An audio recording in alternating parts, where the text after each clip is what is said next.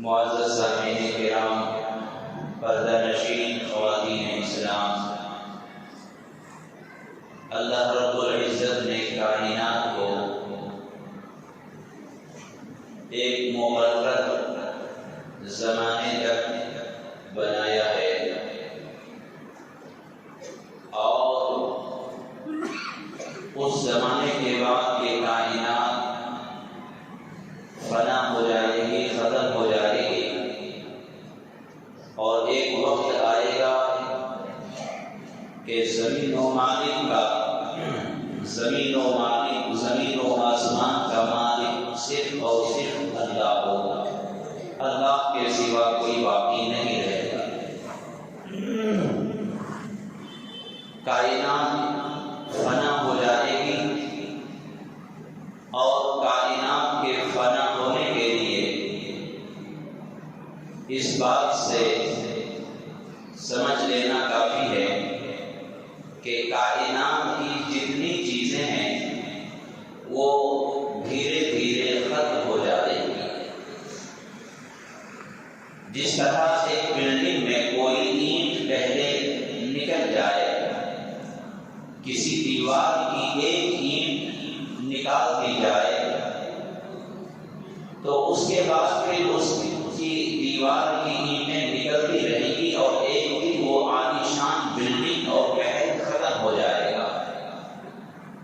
اسی طرح کائنات میں جتنی چیزیں ہم نے دیکھی ہیں یا دیکھ رہے ہیں ختم ہو رہی ہیں، اور جو چیز بچے گی وہ کائنات قیامت کے ایک جھٹکے میں ختم ہو جائے گی۔ یہ بڑے بڑے پہاڑ، یہ زمین، یہ آسمان، یہ چاند سورج، یہ اللہ کی مخلوق ہے، اللہ نے ان کو بنایا ہے۔ ہم یہ دیکھ کر حیران نہ ہو کہ اتنا بڑا آسمان، اتنی بڑی زمین، یہ چاند سورج کبھی ختم ہوگا؟ بالکل ہوگا۔ آپ دیکھتے نہیں ہیں، اللہ نے ہمیں آنکھیں دی ہیں سوچنے کے لیے، عقل دی ہے، دماغ دیا ہے۔ سوچئے، جب سورج کو گرہن لگتا ہے تو آپ دیکھتے ہیں کہ سورج نکلتا بھی ہے، روشنی نہیں ہوتی۔ جب چاند گرہن ہوتا ہے تو چاند نکلتا بھی ہے لیکن اجالا نہیں ہوتا، اور آپ دیکھتے نہیں کہ بڑی بڑی عالیشان بلڈنگیں، زمین کو ایک جھٹکا لگتا ہے، زلزلہ آتا ہے، اور وہ فلک بوس عمارتیں، آسمان سے باتیں کرنے والی اونچی اونچی بلند عمارتیں ایک جھٹکے میں زمین بوس ہو جاتی ہے، فلک بوس عمارت زمین بوس ہو جاتی ہے۔ تو اللہ جب اس کائنات کو ختم کرے گا تو کسی کی مدد کی ضرورت نہیں پڑے گی۔ اللہ نے بنایا ہے، بنانا مشکل ہوتا ہے، توڑنا آسان ہوتا ہے۔ جب بنانا مشکل کام تھا، اللہ نے ایک کن کے امر سے کائنات کو وجود بخشا، اور اسے ختم کرنا ہے تو کیا پریشانی ہے؟ تو اللہ تبارک و تعالی نے اس کائنات کو وجود بخشا ہے ایک مقرر زمانے تک، اور ختم ہونا ہے اس لیے کہ اللہ کا اعلان ہے، اور قرآن کریم کے ایک ایک بات پر ایمان لانا ہمارے اوپر لازم اور ضروری ہے۔ کل من علیہا فان ویبقی وجہ ربک ذو الجلال والاکرام۔ قرآن کہتا ہے کہ زمین و آسمان سب کے سب فنا ہونے والے ہیں، ساری چیزیں فنا ہونے والی ہیں، باقی رہنے والی ذات صرف اور صرف ایک ہے، وہ اللہ کی ذات ہے۔ یہ حکم ہے، یہ عقیدہ ہے، یہ قرآن کا اعلان ہے، اور سب کو جانا پڑے گا۔ کوئی دنیا میں باقی رہنے کے لیے نہیں آیا، اگر کوئی باقی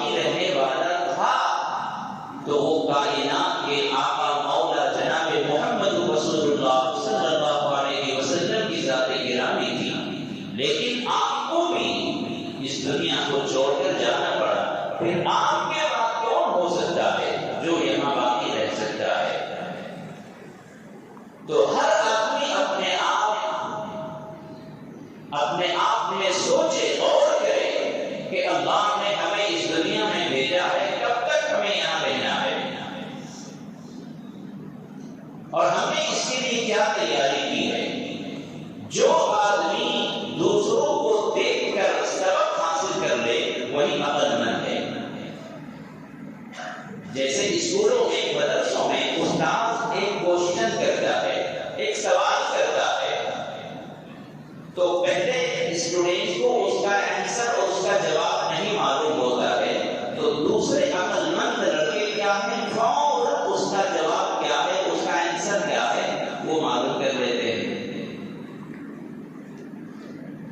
اور جو بیوقوف ہوتے ہیں، پہلے والے تو مار کھا لیے، پہلے اسٹوڈنٹ نے مار کھایا، اس کے بعد دوسرے نے بھی مار کھایا، تیسرے نے بھی مار کھایا، لیکن ایک عقل مند بچہ وہ ہے جو اس کا آنسر کیا ہے فوراً وہ اپنے دماغ میں تیاری کر لیتا ہے۔ تو دوسروں کو دیکھ کر اپنے اندر تبدیلی لانا، دوسروں کو دیکھ کر اپنے اندر تیاری کر لینا، یہ عقل مند آدمی کہلاتا ہے۔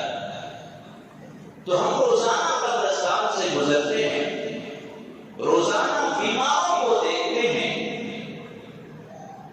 روزانہ حادثات کو دیکھتے ہیں۔ عقل مند وہ ہے جو اپنے دل کی آنکھوں سے ان چیزوں کو دیکھے اور عبرت حاصل کر لے، ورنہ جو جھٹکا لگنے والا ہے وہ ان کو بھی لگا ہے اور تمہیں بھی لگے گا۔ جو امتحان الٹا ہوا ہے وہ امتحان تم سے بھی ہوگا، جو سوال ان سے کیا گیا ہے وہ سوال تم سے بھی ہوگا۔ عقل مند ہو تو ان کو دیکھ کر اپنی تیاری کر لو۔ اگر کچھ دماغ ہے، اللہ نے سمجھ دی ہے، تو ان کو دیکھ کر اپنے آپ میں تبدیلی لاؤ۔ یہ دنیا کا معاملہ نہیں ہے، آخرت کا معاملہ ہے۔ اللہ تبارک و تعالیٰ نے قرآن کریم میں یہ ارشاد فرمایا ہے، اے میرے بندو میری رحمت سے مایوس نہ ہونا۔ اللہ اکبر، کیا شان ہے اللہ کی! اتنے گناہ کے باوجود، اتنے جرائم کے باوجود اللہ کا یہ کلام اور یہ ارشاد سب کے لیے ہے، لا تقنطوا من رحمت اللہ، میری رحمت سے مایوس نہ ہونا، ان اللہ یغفر الذنوب جميعا، اللہ تمام گناہوں کو معاف کرنے والا ہے۔ اللہ کی رحمت سے مایوس نہ ہونا، اللہ کے دربار میں پہنچتے رہنا، اللہ سے دعائیں مانگتے رہنا، اللہ سے رو کر گر گڑا کر آہوزاری کرتے رہنا، اللہ تمہارے گناہوں کو معاف کرنے والا ہے۔ یہ آیت کریمہ رحمت ہے، سہارا ہے، ٹوٹے دلوں کے لیے، زخمی دلوں کے لیے ایک مرہم ہے۔ اللہ تبارک و تعالیٰ نے فرمایا لا تقنطوا من رحمت اللہ۔ اگر باپ اپنے بیٹے سے کہتے بیٹے گھبرانا نہیں، میں تمہارے ساتھ ہوں، وہ بچہ بنداس ہو جاتا ہے، کسی کی فکر نہیں کرتا، کوئی غم اسے لاحق نہیں ہوتا۔ اللہ نے کائنات کے تمام ایمان والے سے یہ فرمایا کہ لا تقنطوا من رحمت اللہ، بلکہ جو دوسرے بندے ہیں انہیں بھی اس آیت کریمہ سے رحمت کا حصہ ملا، اور ان کو بھی اللہ تعالیٰ نے یہ بشارت سنائی کہ میری رحمت سے مایوس نہ ہونا۔ اگر کوئی غیر مسلم، غیر اسلام والا جو ہر وقت گناہوں میں لطفت ہے، اللہ کی نافرمانی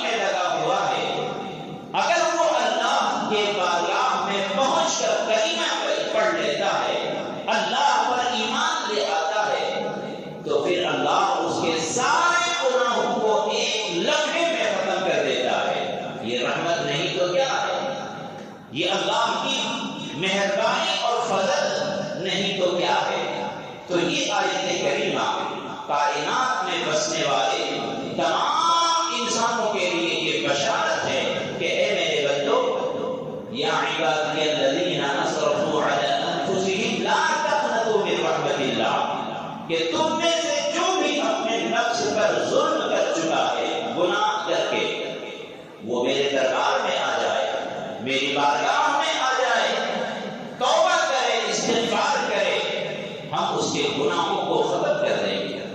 یہ اللہ کا ارشاد ہے۔ توبہ گناہوں کے لیے دریافت ہے۔ جس طرح سانپ کسی کو ڈس لے، سانپ کسی کو کاٹ لے، تو پھر اس زہر کو ختم کرنے کے لیے کوئی دوا ہوتی ہے، اسی طرح جب انسان کو کسی گناہ نے ڈس لیا، انسان کو ہلاک کر دیا، گناہ کر کے انسان نے اپنے اوپر ظلم کر دیا، وہ ڈسا ہوا ہے، گناہ کا ڈسا ہوا ہے، اللہ تعالیٰ نے اس گناہ کے زہر کو ختم کرنے کے لیے توبہ بنایا ہے، استغفار بنایا ہے کہ تم توبہ کرو گے اللہ تعالیٰ تجھے معاف کر دے گا، استغفار کرو گے اللہ تعالیٰ تجھے بخش دے گا۔ تو یہ توبہ گناہوں کے لیے دریافت ہے، جس طرح سانپ کے زہر کے لیے دریافت ہوتا ہے، اللہ نے گناہوں کے لیے توبہ کو دریافت بنایا ہے۔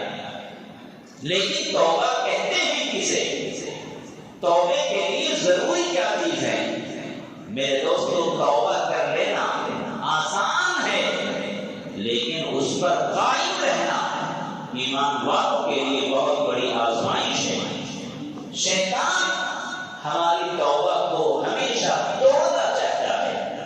اللہ فرماتا ہے کہ توبہ پر تم قائم رہو، جب تم ایک مرتبہ توبہ کر چکے تو اس توبہ کو روکنے مت دو، اس توبہ کی حفاظت کرو۔ ہر گناہ سے پہلے یہ تم سوچ لو کہ میں نے رات توبہ کی ہے۔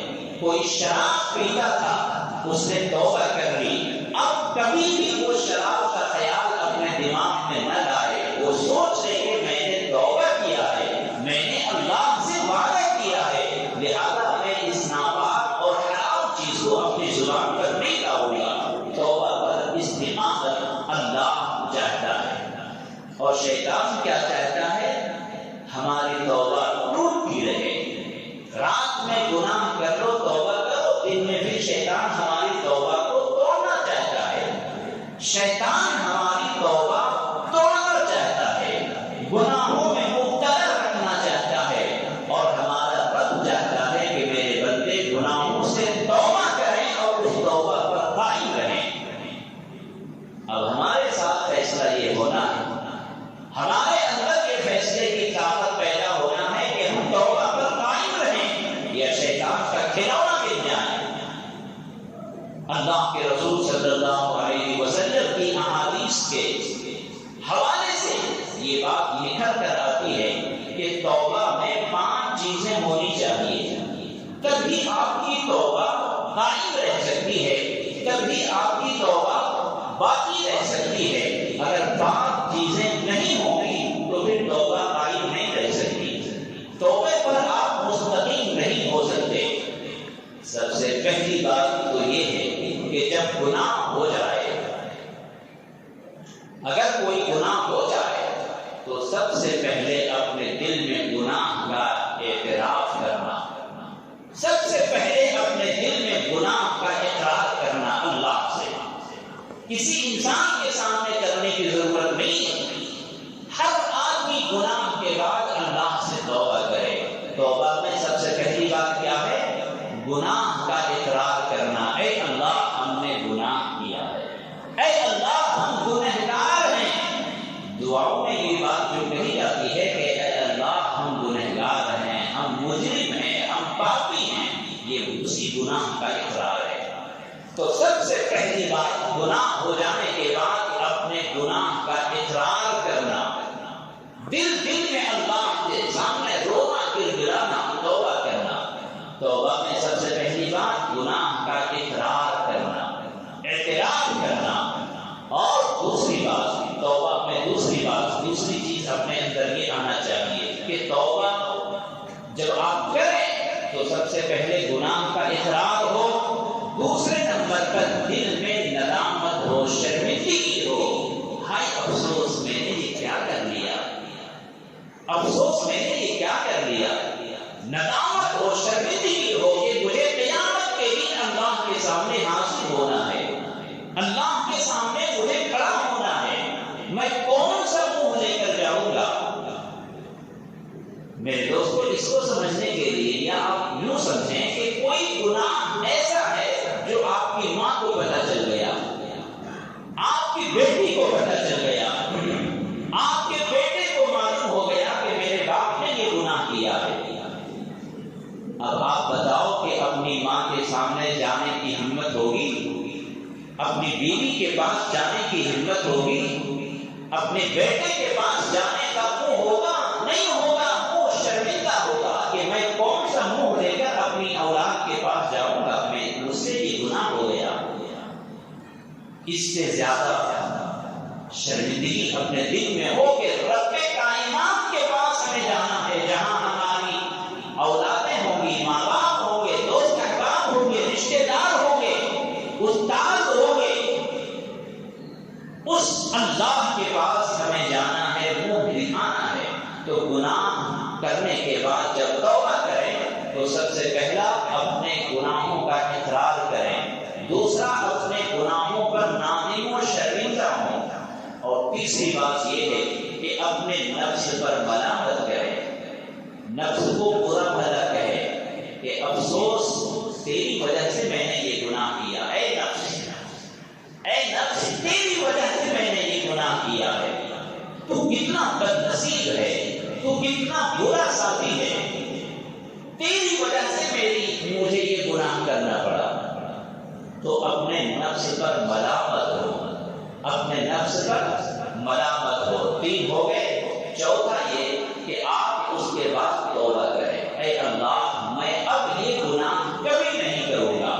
پہلے اپنے گناہ کا اقرار، دوسرے نمبر پر اپنے گناہوں پر نادم و شرمندہ، تیسرے نمبر پر اپنے گناہ کرنے والے نفس امارہ اس پر ملامت ہو، اس کو برا بھلا کہیں، تین، اور چوتھا ہے کہ اپنے گناہ سے توبہ کرے۔ کیا کہیں؟ اے اللہ اب مجھ سے یہ گناہ نہیں صادر ہوگا، اے اللہ اب میں اس گناہ کے قریب نہیں جاؤں گا۔ اب یہ توبہ ہو گئی، اور اس کے بعد آخری بات کیا ہے کہ اس گناہ، اس توبہ پر استقامت کی دعا، اس پر اٹل جانا، اس پر ڈٹ جانا کہ اب میں یہ گناہ نہیں کروں گا۔ جس کے ساتھ رہنے کی وجہ سے گناہ ہوتا ہے اس کے ساتھ نہیں رہوں گا، جہاں جانے سے گناہ ہوتا ہے وہاں نہیں جاؤں گا۔ بھائی شہد کی مکھی آپ نے دیکھا ہے نا، شہد کی مکھی کے پاس اگر کوئی جائے گا تو مکھی ڈسے گی۔ آپ کو پتا ہے کسی درخت کے اوپر شہد کا چھتا لگا ہے، کسی گھر کے دیوار میں شہد کا چھتا لگا ہوا ہے، شہد مکھی ہے وہاں، تو جو آدمی وہاں جائے گا شہد کی مکھی اسے ڈسے گی۔ تو اسی طرح ہے کہ دنیا میں بہت سی جگہیں ایسی ہیں جہاں گناہ ہوتا ہے، آپ چاہیں نہ چاہیں اس علاقے میں، اس جگہ پہ نہ جائیں، اپنے آپ کو حفاظت کریں، اپنے آپ کو گناہوں سے بچائیں، تب آپ کی توبہ قائم رہ سکتی ہے، آپ کی توبہ بدستور رہ سکتی ہے۔ اور جب یہ 5 چیزیں ہو جائیں تب اللہ تبارک و تعالیٰ کی رحمت آتی ہے۔ جب آپ ان 5 چیزوں پر عمل کر لیں گے تب اللہ کی رحمت اترتی ہے، پھر آپ نماز پڑھیں گے، خدا کی قسم مزہ آئے گا، ذکر کریں گے، بہت لذت ملے گی۔ ایک مرتبہ اللہ اکبر کہیں گے، منہ کے اندر مٹھاس پیدا ہوگی، ایک مرتبہ سبحان اللہ کہیں گے، منہ میں ایسی لذت اور تراوٹ پیدا ہوگی جس طرح آپ مٹھائی کھا کر محسوس کرتے ہیں۔ آج عبادت بے لذت اسی لیے ہے کہ ہم گناہوں میں مبتلا ہیں، گناہ کی وجہ سے اللہ کی طرف سے روحانیت، نورانیت اور عبادت میں مزہ، عبادت میں حلاوت نہیں اتر رہی ہے۔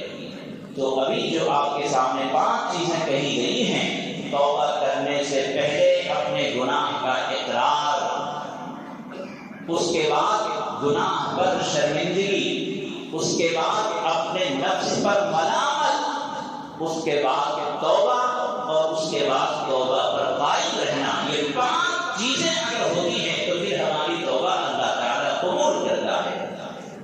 اب اس کے اپوزٹ، اگر کوئی بندہ گناہ کرے اور اقرار نہ کرے، بہت خطرناک اس کا رزلٹ ہے۔ گناہ کرے اور اقرار نہ کرے، دنیا کی عدالت میں اس کی سزا دوگنی ہو جاتی ہے۔ جرم چھپانے کا ایک اور مقدمہ دائر ہوگا۔ ایک بندے نے کوئی گناہ کیا، کوئی جرم کیا، کسی کو قتل کر دیا، تو اگر جج کے سامنے اس نے جا کر کہا کہ سر ہم سے غلطی ہو گئی، ہم نے ایسا کر دیا، تو سزا ملے گی، لیکن اتنا ڈینجر نہیں ہوگا۔ ایک آدمی قتل کرتا ہے اور اپنے جرم کا اتنا انکار کرتا ہے، اپنے ہتھیار کو چھپاتا ہے، لاش کو ٹھکانے لگاتا ہے اور اپنے اس جرم سے انکار کرتا ہے۔ اب بتاؤ اس کی سزا خطرناک ہوگی یا نہیں؟ ایک تو قتل کیا، دوسرا جرم کو چھپا رہا ہے، اپنے کرائم کو چھپا رہا ہے، انکار کر رہا ہے، تو جج اس کے جرم کو اور بھی بڑھا دے گا۔ اسی طرح جب اللہ کا بندہ کوئی گناہ کرے اور اقرار نہ کرے، ڈھٹائی پہ آ جائے، تعبیریں کرے۔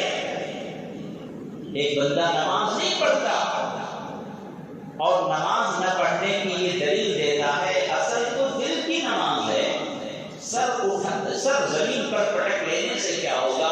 نگاہ پاک نہیں ہے، دل پاک نہیں ہے، تو مسجد جانے سے کیا ہوگا؟ یہ گناہ بھی کر رہا ہے اور ڈھٹائی بھی کر رہا ہے، انکار بھی کر رہا ہے، اپنے آپ کو گنہگار نہیں سمجھ رہا ہے۔ انتہائی خطرناک اس کی سزا ہے۔ اسی طرح اور بھی آپ باتیں سمجھ لیں کہ جو بندہ گناہ کرے اور گناہ کا اقرار نہ کرے، تو وہی انجام ہوگا جو شیطان کا ہوا تھا۔ شیطان سے گناہ ہوا اور اس نے اقرار نہیں کیا، اللہ تعالیٰ نے اس کو ہمیشہ کے لیے جنت سے نکال کر جہنم میں پھینک دیا اور یہ فرمایا کہ تمہارا یہی ٹھکانہ ہوگا۔ تو اپنے گناہوں کے بعد اقرار کریں، اللہ کی شان میں اور دنیا آخرت کے اعتبار سے اگر کوئی گناہ ہوتا ہے، اللہ سے آپ اقرار کریں، کسی کو بولنے کی ضرورت نہیں ہے۔ رات کی تاریکی میں اٹھ کر، نمازوں میں آ کر، مسجد میں آ کر، آپ اور آپ کے اللہ کے درمیان کوئی تیسرا نہیں ہوتا۔ آپ اللہ کی بارگاہ میں عرض کریں، اے اللہ ہم بڑے گنہگار ہیں، ہم بڑے مجرم ہیں، اے اللہ ہمارے گناہ کو معاف کر دے، ہم توبہ کرتے ہیں، ہم نادم و شرمندہ ہیں، اے اللہ ہم اپنی توبہ پر قائم رہنا چاہتے ہیں، ہماری توبہ قبول کر دے۔ کوئی تیسرا بندہ نہیں جانے گا، صرف آپ اور آپ کا اللہ جانے گا۔ تو گناہوں پر ڈھٹائی، گناہ کا انکار، یہ انتہائی خطرناک ہے۔ تو اپنے آپ کو اللہ تعالیٰ کے حوالے کریں، اے اللہ میں تیرے حوالے ہوں، اے اللہ میں تیرے سپرد ہوں، تو جو چاہے کر سکتا ہے، تو سزا دینا چاہے کوئی روکنے والا نہیں ہے۔ اے اللہ تو ہی ہمارا مستقبل بنانے والا ہے، تو ہی ہماری حالت کو سدھارنے والا ہے، تو ہی ہمارے دل کی اصلاح کرنے والا ہے۔ اللہ کو اپنا حاجت روا بنائے، اللہ کو اپنا مشکل کشا بنائے، اللہ سے بڑھ کر کچھ نہیں ہے۔ والدین یہ قیامت میں آپ کے لیے مغفرت کا ذریعہ بنیں گے۔ والدین کسی بھی عمر میں وہ پہنچ جائے، ان کا ادب و احترام ضروری ہے، چاہے وہ جوان ہو، ان کو خدمت کی ضرورت نہیں، پھر بھی اولاد سے یہ کہا گیا اپنے والدین کی خدمت کرو۔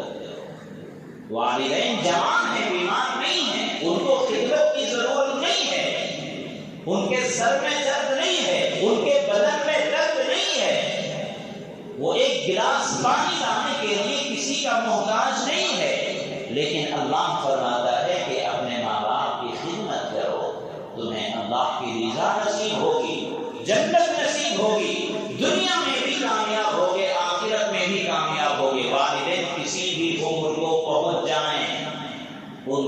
حق ہے اولاد پر، اور جب بڑھاپے کی عمر کو پہنچ جائیں تو اللہ اکبر، کیا اللہ نے شان بیان فرمائی ہے۔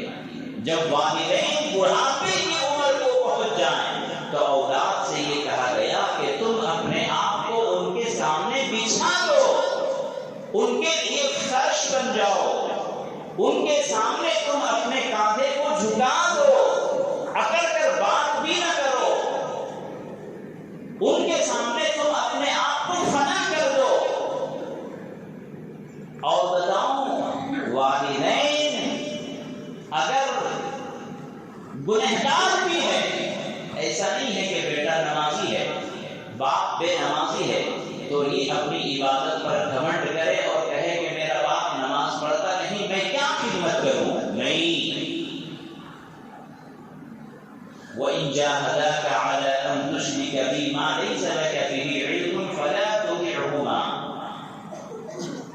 بے نمازی کی بات کر رہے ہو، ماں باپ اگر کفر پر ہیں، ماں باپ اگر مشرک ہیں، بیٹا اسلام قبول کر لیا ہے، بیٹا مسلمان ہے، بس سرے روزگار ہے، جاب میں ہے، پیسے والا ہے، اور باپ مشرک ہے، کافر ہے، تو اللہ تعالیٰ فرماتا ہے کہ پھر بھی اولاد کے لیے ضروری ہے کہ وہ اپنے مشرک اور کافر ماں باپ کی خدمت کرے۔ اس سے بڑھ کر اور کیا فضیلت ہوگی ماں باپ کی؟ ماں باپ کتنے بھی گنہگار ہیں لیکن اولاد کے اوپر ضروری ہے کہ وہ اپنے ماں باپ کی خدمت کرے۔ یہ مغربی تہذیب نہیں، یہ اسلامی تہذیب ہے۔ ہاں، اگر ماں باپ آپ کو کفر اور شرک پر ابھارے، کفر اور شرک کی تبلیغ کرے تو اولاد کے لیے ضروری ہے کہ ان کی بات کو نہ مانے، ماں باپ کی بات کو نہ مانے۔ اگر ماں باپ یہ کہیں کہ بیٹے ہمارے دیوی دیوتاؤں کے سامنے بھی کبھی جھک لو، ہماری عبادت کی طرح تم بھی عبادت کر لو، تو اولاد جو مسلمان ہو چکی ہے ان کے لیے ضروری نہیں ہے ماں باپ کی بات کو ماننا، لیکن خدمت اس وقت بھی ضروری ہے۔ کفر کی حالت میں، شرک کی حالت میں اگر کسی کے ماں باپ ہیں تو بھی اولاد کے لیے ضروری ہے کہ وہ اپنے ماں باپ کی خدمت کرے، اگر بے نمازی ہے تب بھی خدمت کرے۔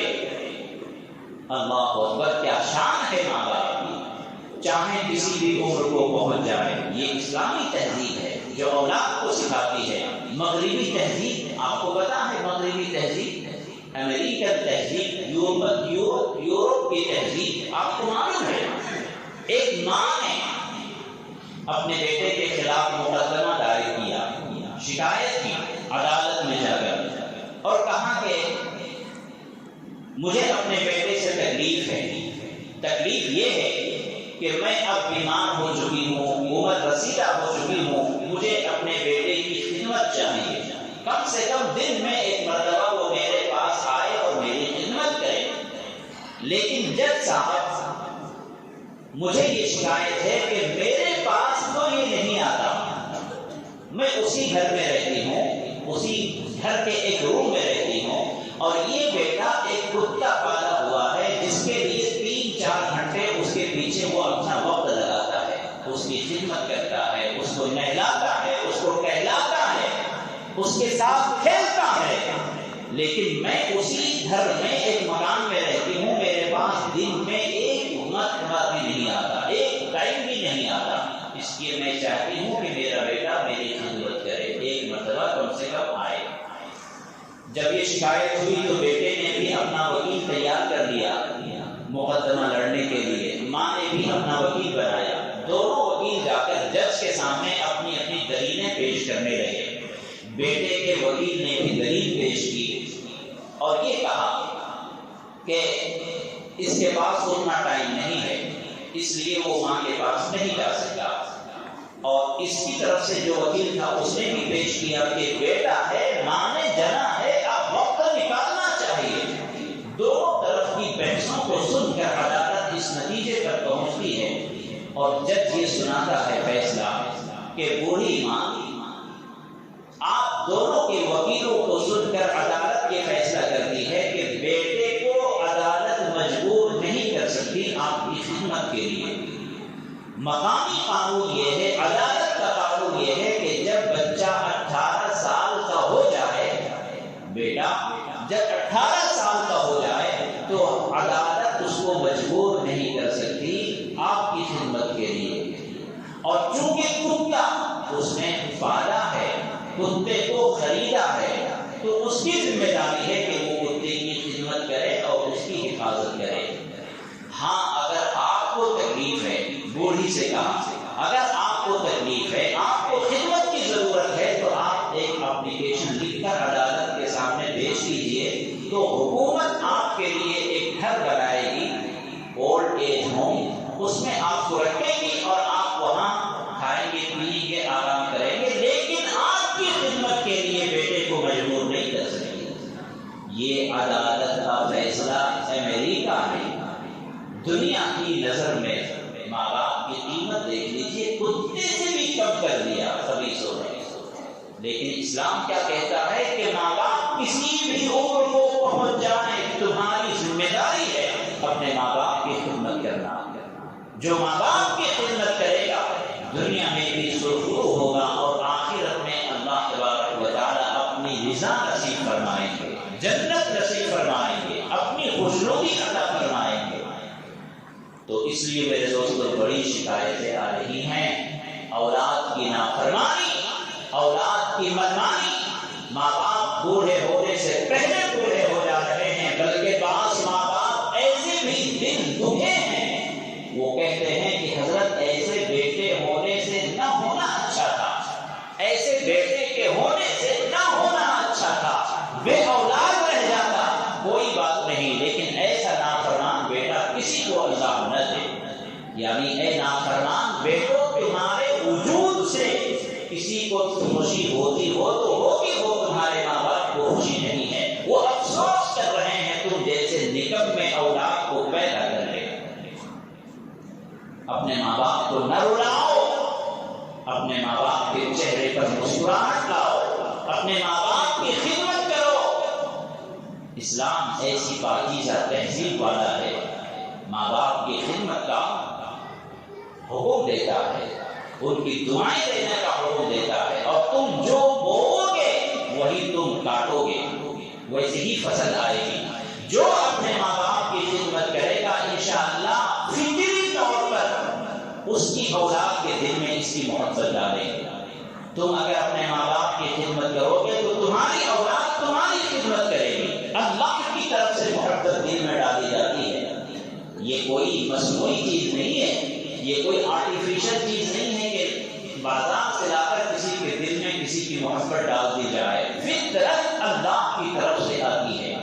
تو فطری طور پر اپنے ماں باپ کی خدمت کرو گے تو تمہاری اولاد کے دل میں تمہاری محبت ڈالی جائے گی. اور اگر اپنے ماں باپ کو رلاؤ گے ایک دن تمہاری اولاد تجھے رلائے گی. ماں باپ بیمار پڑ جائیں ان کی خدمت کرو.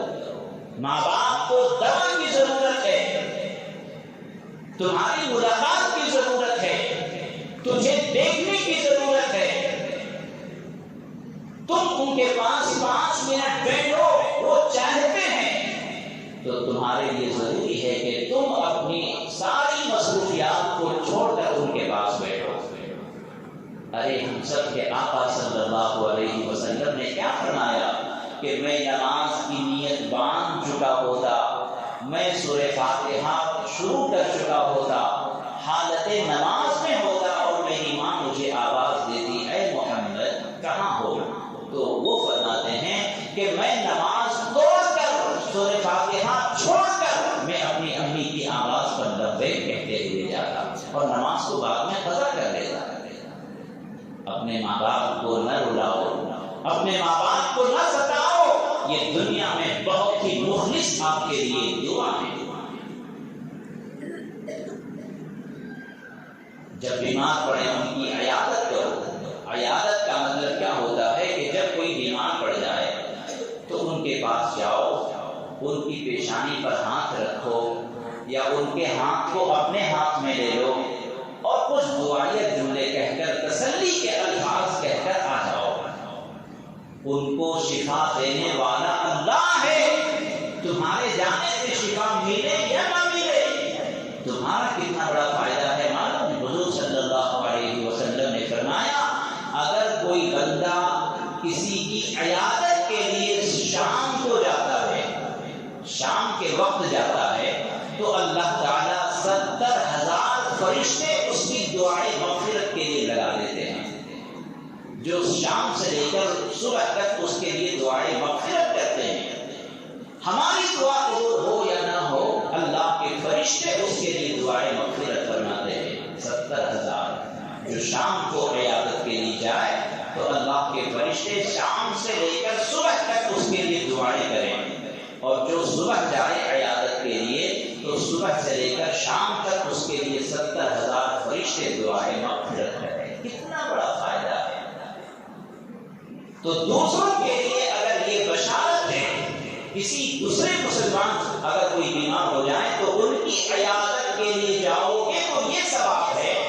اپنے ماں باپ بیمار پڑ جائیں تو نہ جاؤ، پاؤں میں لگوا پڑ گیا ہے، اتنے تم مصروف ہو کہ اپنے ماں باپ کو دیکھ بھی نہیں سکتے، پوچھ بھی نہیں سکتے۔ میرے دوستو، اگر کوئی اولاد اپنے ماں باپ سے جا کر ملتی ہے، ملاقات کرتی ہے، تو آدھی طبیعت تو یوں ہی ان کی اچھی ہو جاتی ہے، آدھی بیماری ویسے ہی اچھی ہو جاتی ہے۔ تو اس لیے اپنے ماں باپ کو نہ ستاؤ، اپنے ماں باپ کو نہ بلاؤ، جتنی تمہاری طاقت ہے، جتنی حیثیت ہے، جتنی خدمت کر سکتے ہو، اپنے ماں باپ کی خدمت کرو، اپنے ماں باپ کی باتوں کو مانو۔ یہ بہت قیمتی دولت ہے اولاد کے لیے۔ اگر ان کو راضی رکھو گے، اللہ تم سے راضی ہوگا، عبادتیں قبول ہوں گی، عمر میں درازی آئے گی، رزق میں برکت آئے گی۔ اور اگر ان کو ستاؤ گے، ان کو تڑپاؤ گے، ان کو رلاؤ گے، اللہ بھی تم سے ناراض ہوگا، عبادتیں بھی قبول نہیں ہوں گی، رزق میں برکت نہیں آئے گی، دنیا میں پریشان رہو گے۔ اس لیے ماں باپ کا دل جیتنے کی ضرورت ہے۔ ماں باپ کو مسکراتا ہوا دیکھو، اللہ تعالیٰ تجھے حج عمرے کا ثواب عطا فرمائیں گے۔ اللہ تعالیٰ ہمیں